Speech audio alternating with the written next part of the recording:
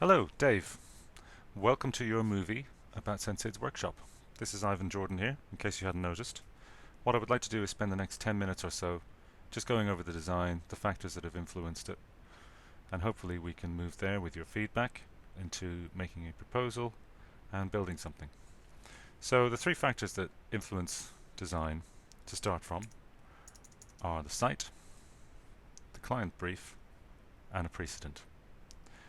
The site we know very well, it's Senseid's, but there are factors there such as the scale, the shape, the massing, the spacing, so forth, that we need to be aware of, and the sort of things we want to achieve in terms of the site's potential.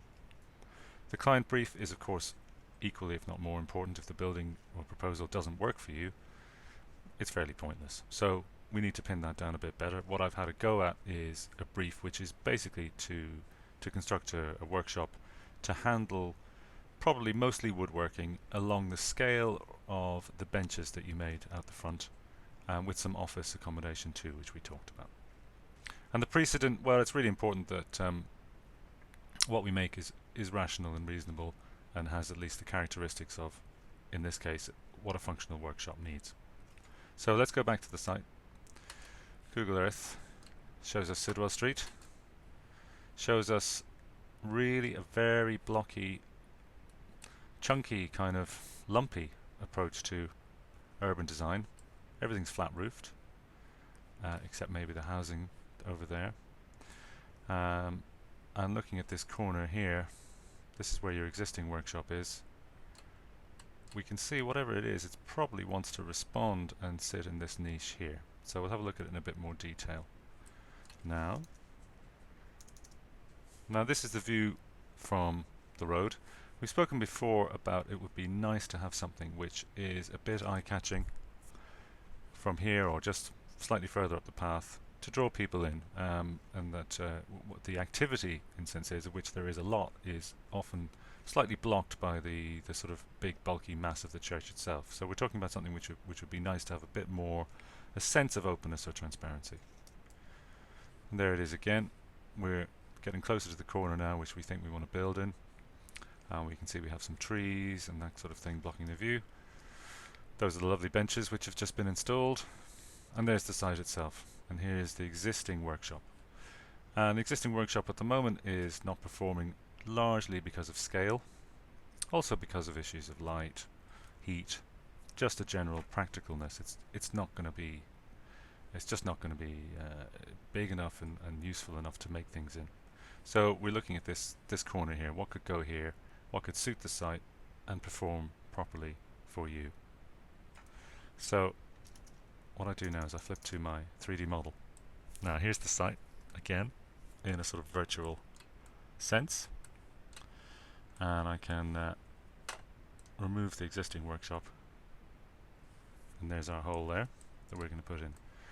Now if I look at it this way, what I have here is quite a clear sequence of square boxes, really, of lumps, and what I think is going to sit quite comfortably in there is something like this. So if we were to take a ground floor that probably projects out a little bit more, remembering that we've got, this is the scale of the workshop that's existing. Now we might not want to go out as far as that. It does kind of stick out a little bit, so I'd say we probably don't need to go quite that far actually. And let's take it to about there-ish. Just pull out something like this would do for us, I would suggest. And that way it sits quite comfortably in the church. Now there's a couple of things, modifications we can make to this immediately. One is this corner here. We don't really want this corner to be an unlit, hidden trap. So what I suggest is we just go with move the geometry a little bit and just pull that out, probably on the face of the wall. And that serves a couple of purposes. For one, sorry, excuse me skipping around. For one, it works spatially to just emphasize this path that goes around the corner. Let's have a quick look at that in the pictures as well. There's the path there. And these paths are fine, there's nothing wrong with them. I think we should work to them and try to make sure that the building we put in has a relationship to them, so it starts to tie the room together, to quote the Big Lebowski. So that would be something there. Now, height-wise, of course, in a workshop, what you want... See, that's just over 4.3. Well, it's going to be impossible to get 2 stories in, actually, because the ground floor would just be too low. And particularly for the context of a workshop, it's just not big enough. You need height so that you can take long timbers, long steels and so forth, and you'll be able to turn them around and move them as you wish. So we're probably looking at something more like this. So it sits between those 2 masses quite comfortably. It doesn't project as much as that did. Yeah, you see we're stepping back a bit there. And it relates to the mass of the church as well. And it gives us quite a nice little sort of opening here, which I think makes sense looking at the grain of it. So let's look at some precedents. How would this shape up? Well,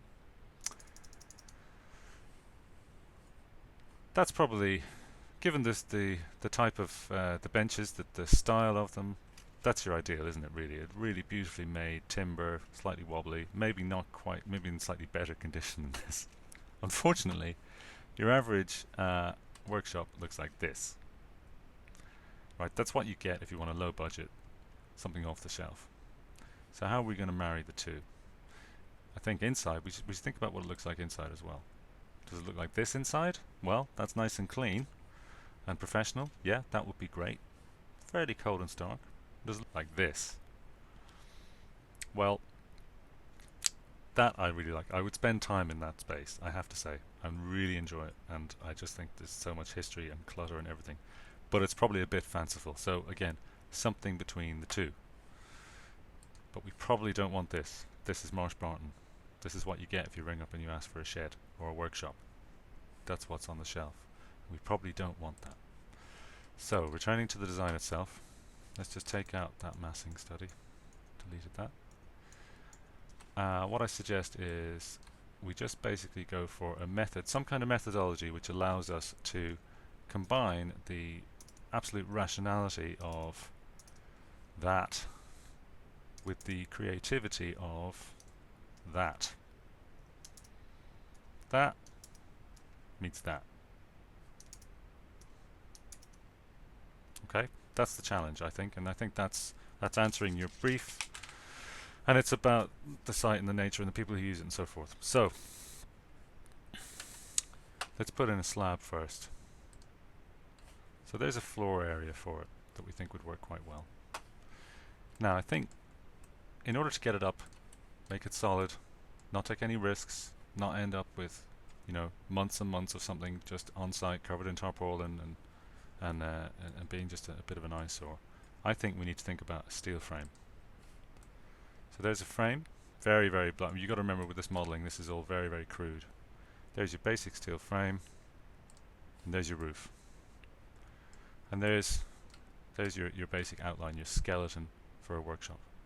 Now what I think we should do then is look at the surface treatment, the rain screen, to bring in elements which can be built by your people. So what I designed is some kind of lattice which could be built. Now I've modeled this in a notional timber which is very straight and regular, as you can see.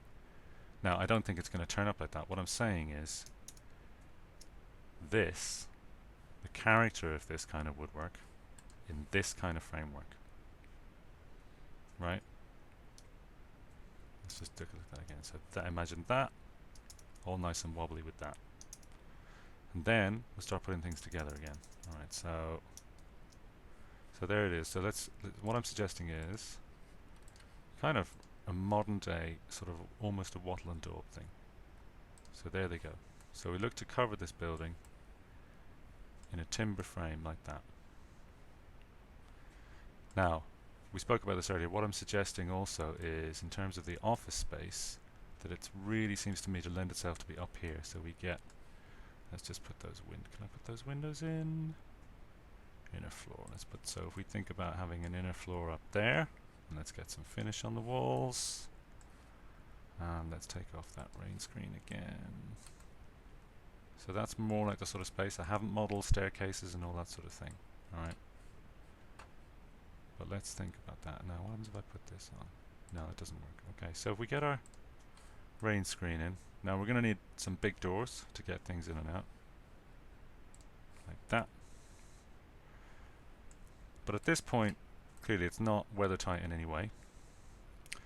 But what would be really beautiful is if we were to take something kind of see-through and just shroud it in that. So what we could use actually is some double-walled polycarbonate. That's used very effectively by what's his name? Condor, Simon Condor. Let me just have a quick search. There we go. That's what I'm talking about. This is a beautiful, beautiful little penthouse made from timber and polycarb. And it's that kind of aesthetic I'm looking for, albeit not quite so crisp. I don't expect that. I'm talking about it with the wobbliness of the hand-built timbers. So the point is, what we get is a kind of an unheated, an uninsulated workspace with plenty of size, plenty of scale inside, plenty of space inside, right? With a beautiful kind of transparency, so it can be lit up at night time. And we get back to that idea about having something which draws people in a little bit. You can see the activity. If those doors are open, things are coming in and out, people are coming in and out. And it sits with the masses that are around it very comfortably, I think. So let's have a quick look at some renders. There we are. There's a render. Oops.